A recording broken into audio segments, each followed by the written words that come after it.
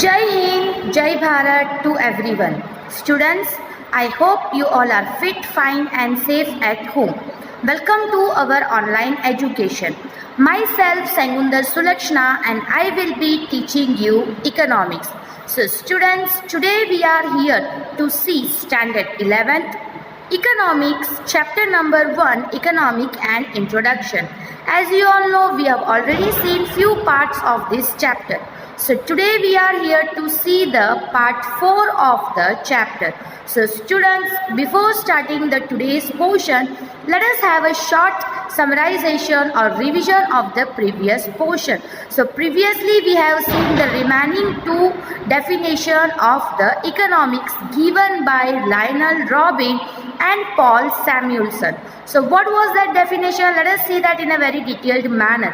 So Lionel Robinson says that when it is up to the end and scarce of any portion in that what is the human behavior on that particular topic, that is studied up in the economic. Even Lionel Robinson is saying that it is not a normative science. Why? Because it does not say how a ideal human being should behave, but it studies that how they behave, how they should behave, that is not being seen up in an economic. That's why it is considered as an non-normative science, which means it is not a normative science. Rather than that, he considered that the portion of choosing up, which means and scarcity, the uses of allocations of the unlimited wants and the limited resources, what extent the people's satisfaction must be moved up or we should satisfy it, that up is discussed in the portion of the Lionel Robin.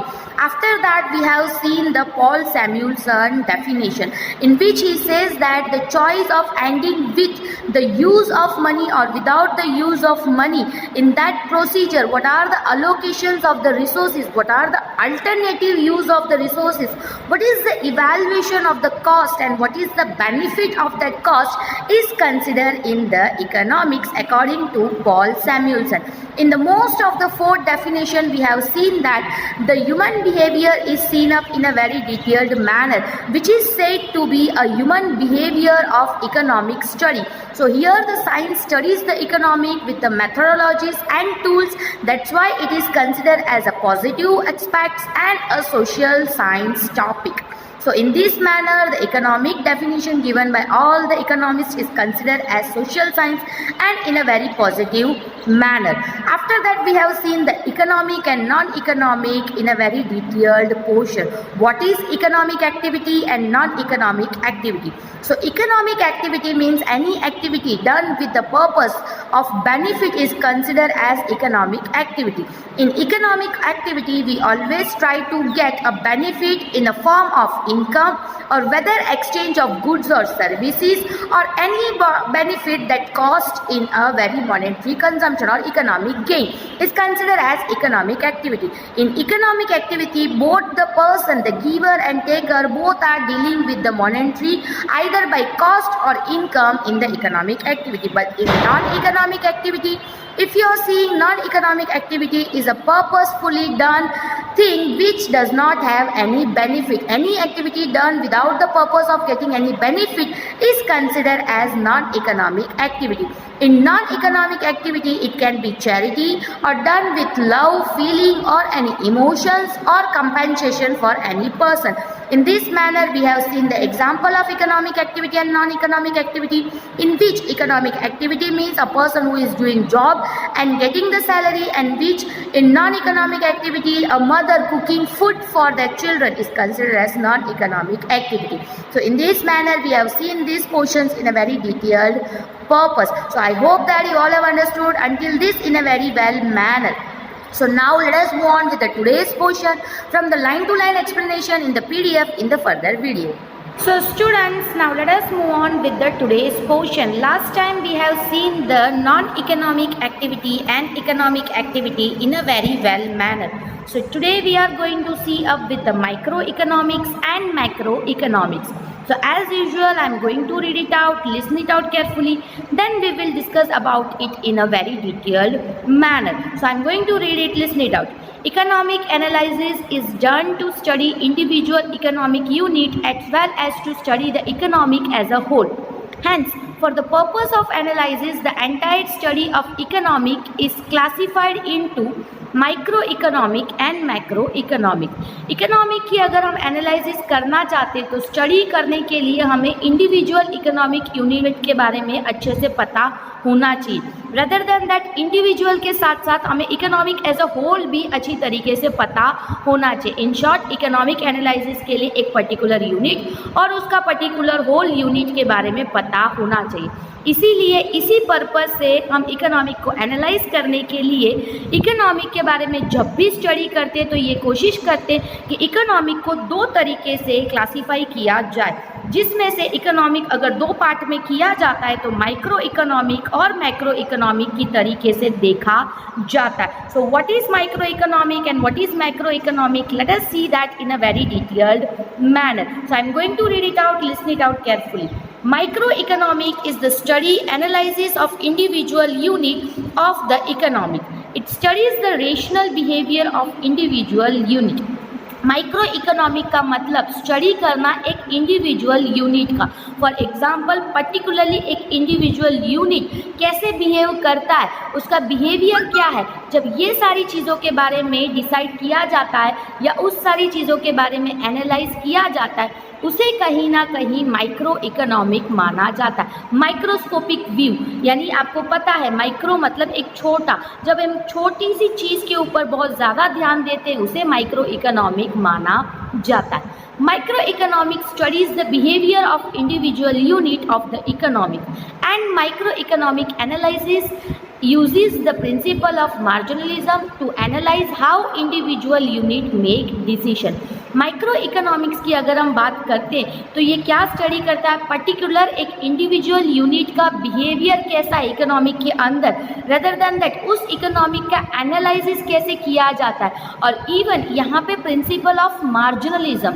मार्जिनलिज्म मतलब जैसे 100 बना है उसके ऊपर 1 बना है, यानी 101, वो जो 1 यूनिट का क्या बिहेवियर है पूरे ग्रुप के ऊपर, ऐसा एक एक पर्टिकुलर इंडिविजुअल का ध्यान दिया जाता है. यानी मार्जिनलिज्म यानी हाउ एक इंडिविजुअल यूनिट के लिए डिसीजंस लेना चाहिए और कैसे उसके ऊपर डिसीजंस लिया जाता है, उसके ऊपर माइक्रो इकोनॉमिक्स ज़्यादा फोकस करता है. इन शॉर्ट हम ये बोल सकते हैं एक पर्टिकुलर यूनिट को जब इम्पोर्टेंस दे के उसके ऊपर हर एक चीज़ की नोटिसिफिकेशन या हर एक चीज़ का व्यू पॉइंट देखा जाता है, उसे माइक्रो इकोनॉमिक बोला जाता है. So I am going to read the next paragraph. Listen it out carefully. The unit of demand analysis is the customer. That of supply analysis is the firm. And that of labor market is labor. And according to state example, subject of price determination of a product in a market, equilibrium output level for a firm, marginal productivity and wage determination of labor as a factor of product are studied in microeconomic. एक particular unit का analyse करना, यानी कि एक customer एक particular चीज़ का demand करता है तो उस डिमांड की एनालाइज करना, उस पर्टिकुलर सप्लाई फर्म में से वो पर्टिकुलर यूनिट कैसे सप्लाई होता है इसका एनालाइज करना, लेबर मार्केट में लेबर का क्या रोल है ये देखना. इस तरीके से ये सारे जो स्टेट एग्जाम्पल हमें ये बताता है कि पर्टिकुलर मार्केट में एक प्रोडक्ट का कैसे प्राइस डिटर्मिनेशन, यानी एक प्रोडक्ट का इतना ही प्राइस होना चाहिए कैसे डिसाइड किया जाता है. और इक्विलिब्रियम आउटपुट, एक फर्म का आउटपुट लेवल क्या है. मार्जिनल प्रोडक्टिविटी, जैसे मैंने बोला 100 बना तो 101 बनाने में कितने यूनिट्स लगे और 101 बनाने में कितना एफर्ट्स लगा. ऐसे marginal productivity rather than that wage determination, एक पर्टिकुलर इंसान को इतना ही वेज देना चाहिए. ये सारी चीज़ें लेबर का जो फैक्टर्स है और प्रोडक्शन का जो फैक्टर, ये सारी चीज़ें माइक्रो इकोनॉमिक्स में देखा जाता है. इन शॉर्ट, एक particular behaviour of any unit अगर एक पर्टिकुलर वे में देखा जाता है, एक डिमांड, एक सप्लाई, एक लेबर का वेजेस, ऐसे एक एक इंडिविजुअल का जब चीज़ें ध्यान से देखा जाता है तो उसे माइक्रो इकोनॉमिक्स माना जाता है. Micro economic has set specific principle showing behaviour of individual unit. Microeconomics shows issues which emerge from the entire economic setup and impact the entire economic setup. For example, determination of national income, unemployment, poverty, growth rate and demographic profile of population are topics studied under macroeconomic. Microeconomic की अगर हम बात करते हैं तो microeconomic एक ऐसा scientific principle set करता है जो पर्टिकुलर इंडिविजुअल का बिहेवियर देखता है, पर्टिकुलर यूनिट की इंडिविजुअल का बिहेवियर देखता है, यानी एक पर्टिकुलर डिमांड कैसे उसका बिहेवियर हर एक मार्केट में चेंज आउट होता हुआ नजर आता है, वो माइक्रो इकोनॉमिक्स ध्यान से देखता है। जबकि माइक्रो इकोनॉमिक की अगर हम बात करते हैं, ये सारे वो इश्यूज़ के बारे में पढ़ता है जो एंटायर इकोनॉमिक सेटअप में देखा जाता है, बट इसका इम्पैक्ट क्या है, इसका इफेक्ट क्या है, ये सारी चीज़ें कहीं ना कहीं माइक्रो इकोनॉमिक्स में देखा जाता है पर्टिकुलर एक इंडिविजुअल के लिए। वही अगर हम नेशनल इनकम यानी ओवरऑल एक कंट्री का इनकम की बात करें, अनएम्प्लॉयमेंट नेशन में कितना है, गरीबी पॉवर्टी कितना है, ग्रोथ रेट कितना देखा गया, इकोनॉमिकल डेवलपमेंट कितना है, पॉपुलेशन पूरी दुनिया में यानी हमारी इंडिया में कितना, अगर ये सारी टॉपिक की बात करते तो ये सारी टॉपिक मैक्रो इकोनॉमिक यानी ओवरऑल व्यू, एक माइक्रोस्कोपिक व्यू यानी एक पर्टिकुलर वायरस, जैसे आंख में वायरस नहीं दिखते, हम माइक्रोस्कोप के थ्रू उसको देखते हैं, उस तरीके से एक छोटे से छोटे टॉपिक को जब हम कंसिडर करते हैं तो वो माइक्रो इकोनॉमिक माना जाता है। वही मैक्रो इकोनॉमिक मतलब bird eye view, bird eye view in the sense जैसे आप आबू अंबाजी गए होंगे, if you are standing on the top and seeing the bottom, तो कैसे दिखेगा, हर चीज़ छोटी छोटी छोटी दिखेगी। उसी तरीके से जब एक बर्ड आई व्यू मतलब ऊपर उड़ते हुए एक ईगल नीचे देखेगा तो उसे हर चीज़ दिखेगा, तो उस तरीके से जब हम ओवरऑल टॉपिक को देखते हैं तो वो मैक्रो इकोनॉमिक, जब उसके अंदर हम एक छोटी छोटी चीज़ों को देखते हैं तो वो माइक्रो इकोनॉमिक के तरीके से देखा जाता है। तो माइक्रो इकोनॉमिक का एक इतना ज़्यादा डेफिनेशन नहीं दिया है, क्योंकि माइक्रो का जो माइक्रो यानी छोटे से छोटे का जब हम ध्यान देते हैं वो माइक्रो, और वही जब ओवरऑल में हम ध्यान देते हैं वो मैक्रो, ऐसा बता दिया गया। तो यहाँ पे मैक्रो के रिलेटेड सिर्फ 2 लाइन है, let us read that and know that in a very well manner. Macroeconomic analysis has helped to give principle for resources management to increase national income, reduce unemployment, poverty, inflation and so on. However, behavior of individual economic unit impact the macroeconomic parameters and the macro parameters impact the decision of individual unit. Macro economic की अगर हम बात करते हैं, ये कहीं ना कहीं जो प्रिंसिपल है रिसोर्स मैनेजमेंट, यानी हमारे पास जो रिसोर्सेज पड़े उसको कैसे यूटिलाइज करना है, वो जो रिसोर्स मैनेजमेंट है उसमें नेशनल इनकम को कैसे बढ़ाया जाए, यानी ओवरऑल कंट्री का इनकम कैसे बढ़ाया जाए, अनएम्प्लॉयमेंट को कैसे हटाया जाए, पॉवर्टी को कैसे हटाया जाए, इन्फ्लेशन यानी महंगाई को कैसे कम किया जाए, ये सारी टॉपिक के ऊपर हेल्प करता है, ये सारी टॉपिक को एनालाइज करने में हेल्प करता है। जबकि माइक्रो इकोनॉमिक की अगर हम बात करते थे, एक इंडिविजुअल टॉपिक में कैसे चेंजेस लाना है, डिमांड सप्लाई, ये सारी चीज़ों में कैसे ध्यान देना है, वो चीज़ माइक्रो इकोनॉमिक हमें समझाता है। इन शॉर्ट, जब एक इंडिविजुअल इकोनॉमिक यूनिट की बिहेवियर चेंज होता है तो उसकी असर कहीं ना कहीं ओवरऑल यानी मैक्रो में देखा जाता है। जबकि मैक्रो पैरामीटर्स यानी मैक्रो यानी बड़े बड़े मापदंडी जो अनएम्प्लॉयमेंट, पॉवर्टी, ये सारे मैक्रो पैरामीटर्स है, ये सारी का डिसीजन जो है वो एक पर्टिकुलर यूनिट में इफेक्ट करता है। एक पर्टिकुलर इंडिविजुअल, जैसे हम ध्यान रखेंगे तो ओवरऑल सोसाइटी को बेनिफिट, अभी कोविड में कैसे हो गया, हम ध्यान रखेंगे तो हमारा फैमिली सुरक्षित रहेगा, तो इस ऐसे ही हर कोई अपना ध्यान रखेगा तो उस सोसाइटी में कोरोना का चांसेस कम हो जाता है। यानी एक इंडिविजुअल का स्टडी माइक्रो इकोनॉमिक करता है। ओवरऑल सबको ये मास्क पहनना है, सैनिटाइज करना है, ऐसे ओवरऑल के लिए जो रूल्स देखा गया वो हर एक इंडिविजुअल को भी फॉलो करना पड़ता है। तो मैक्रो का मतलब जो ओवरऑल सबके लिए दिया गया है, जो पर्टिकुलर एक इंसान को भी फॉलो करना है, और इंडिविजुअल का जो असर होता है वो ओवरऑल ग्रुप में भी कहीं ना कहीं गिरता है। इस तरीके से दोनों इंटरकनेक्टेड है एक दूसरे के साथ, हम ये बोल सकते हैं। यहाँ ख़त्म होता है माइक्रो और macro economic. So let us move on with the presentation of information data in economic.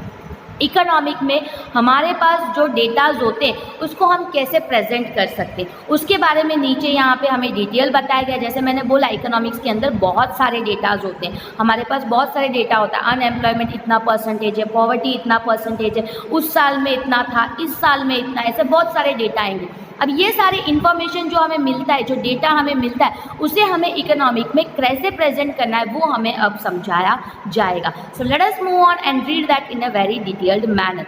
In economic analysis or in a study of economic, information can be present in the following 3 ways. Number 1, descriptive manner by the way of data table. by the way of graph. For instance, the description of relation between price of a commodity and its demand is stated as when the price of commodity falls, the demand expands and vice versa. This can be shown merely by presenting a data table showing a consumer's willing to demand a commodity at different price of commodity. This is shown below. तो सबसे पहले table एक दिया गया है, price of the commodity 20, 15, 10 and 15. Demand of the commodity individual in unit 20, 40, 60 and 80.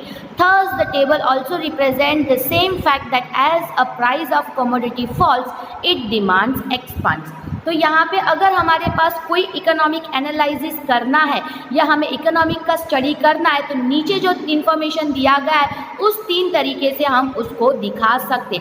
First of all descriptive manner, यानी उसको descriptive theoretical language में किसी को समझाना. सेकंड, डेटा टेबल का यूज़ करके उनको समझाना. Third, way of graph. तो यहाँ पे for example first descriptive manner दिया गया. अगर हमें एक पर्टिकुलर प्राइस है, फॉर एग्जांपल ये बॉटल है, इसका 10 रुपीज़ है, हम ये मान लेते. अगर इसका 20 होता है तो उसका डिमांड क्या होगा. अगर इसका 5 रुपीज़ हो गया तो डिमांड कैसा होगा. फॉर एग्जांपल अगर कोई पर्टिकुलर प्रोडक्ट का प्राइस बढ़ता है तो उसका डिमांड गिर जाता है, और अगर वही पर्टिकुलर प्रोडक्ट का प्राइस गिरता है तो उसका डिमांड बढ़ने लगता है. क्यों? क्योंकि लोग उसको ज़्यादा खरीदने लगते हैं. भाव कम होता है तो लोग ज़्यादा खरीदते, भाव ज़्यादा होता है तो लोग कम खरीदते. ये तो डिस्क्रिप्टिव हो गया, ये तो मैंने आपको थियोरेटिकल समझा दिया.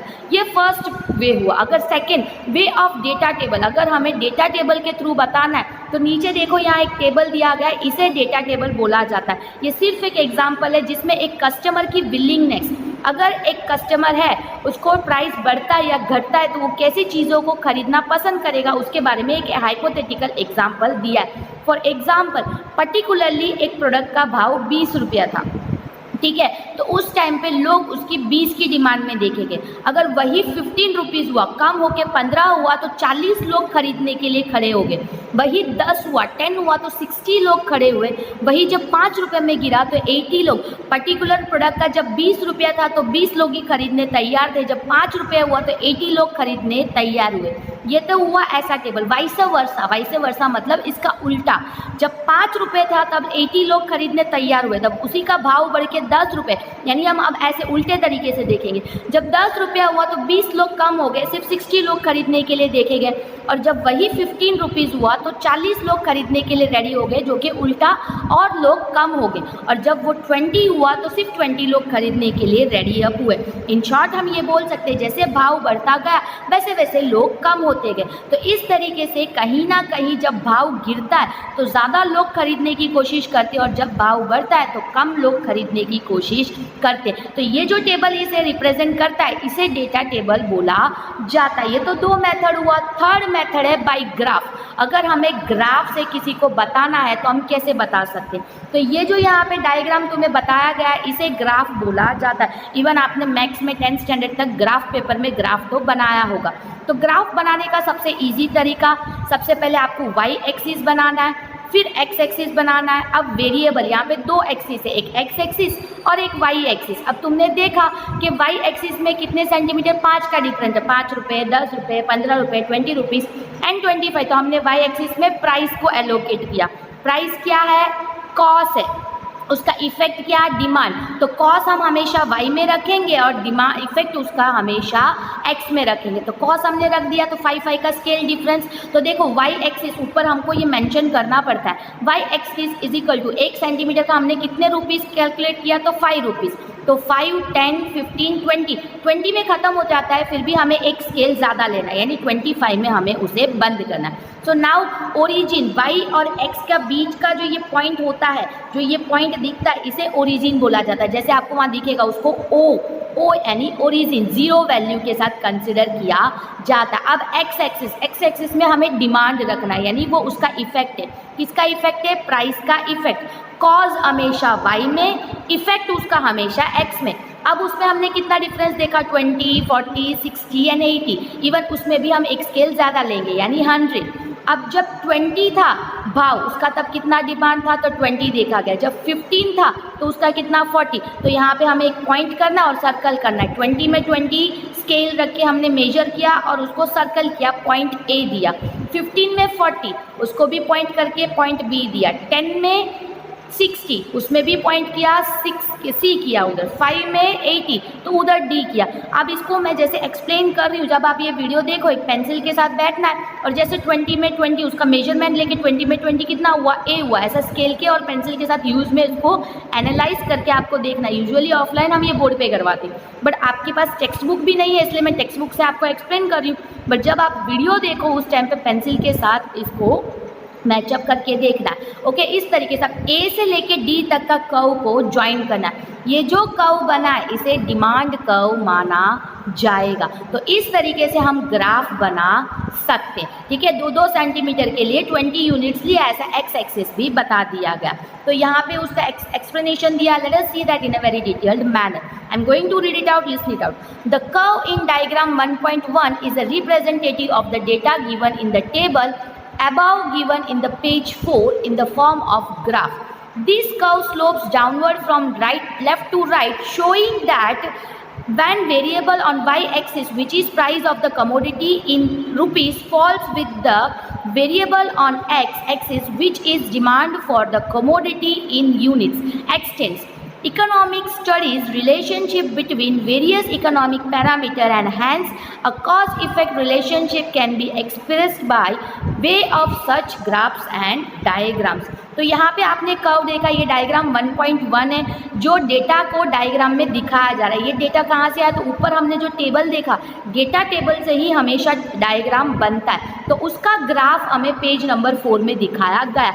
अब स्लोप को देखो, A से लेके D तक डाउनवर्ड आता है, इसका मतलब हमें ये बताता है कि एक पॉजिटिव स्लोप के रूप में देखा गया। और अगर वही A नीचे से होके D ऊपर तक जाता हो, यानी वो एक नेगेटिव स्लोप की तरह माना जाएगा। जैसे जैसे पैसे कम हो रहे, प्राइस कम हो रहा है, वैसे वैसे डिमांड बढ़ता जा रहा है, इसलिए एक पॉजिटिव स्लोप के रूप में देखा जा रहा है। और वही अगर इसका ऑपोजिट यानी नेगेटिव स्लोप माना जाएगा। इस तरीके से इकोनॉमी क्या करता है, अलग अलग इकोनॉमी, यहाँ पे प्राइस और डिमांड का एक रिलेशनशिप देखा गया। उसी तरीके से इकोनॉमी के अंदर अलग अलग पैरामीटर्स का क्या रिलेशन है, उसका कॉस्ट और उसका इफेक्ट क्या है, ये सारी चीज़ों के बारे में डायग्राम के थ्रू हम इकोनॉमिक को समझने की कोशिश करते हैं। तो आज का टॉपिक यहाँ तक रह गया। I hope that you all have understood this topic in a very well manner. We are not stopping up here, you know that. Let us move on and see a short summarization of the topic that we have seen today. Students, I hope that you all have understood the today's portion in a very well manner. So today we have seen about the micro and macroeconomic in a very detailed manner. After that we have seen how to represent an information in economics.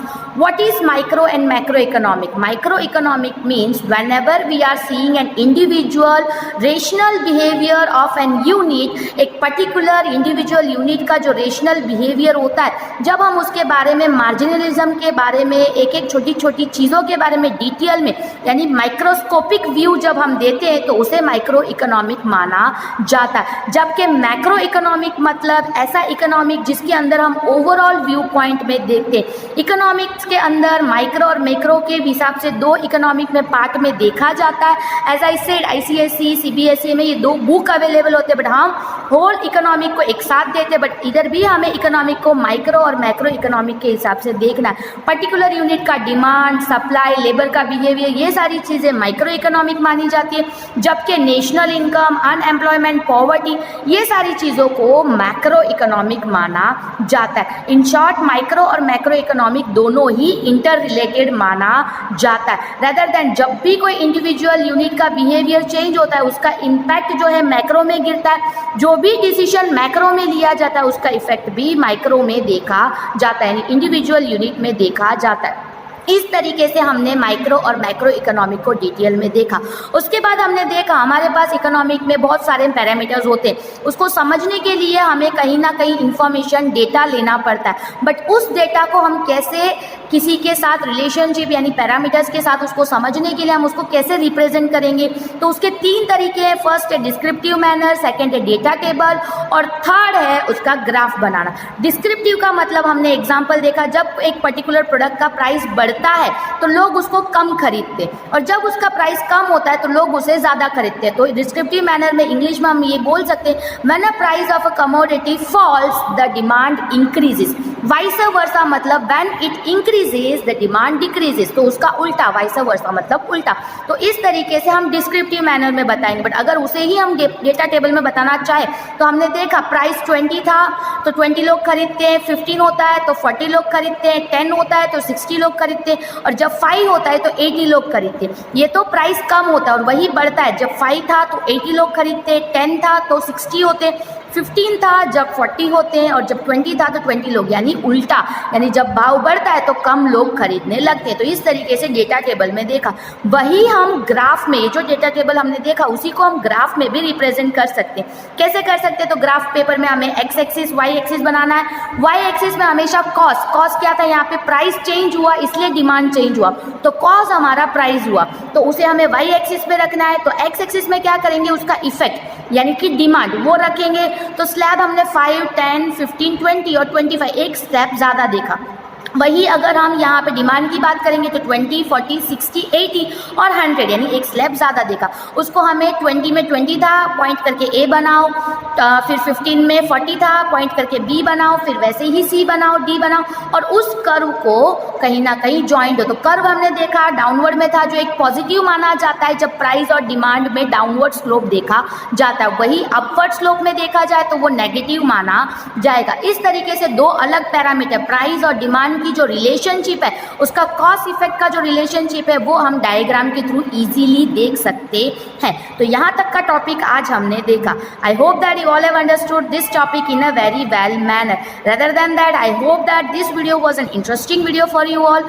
Until the next interesting video is not coming, I hope you all will be fit, fine and safe at home. Until that, Jai Hind and Jai Bharat to everyone.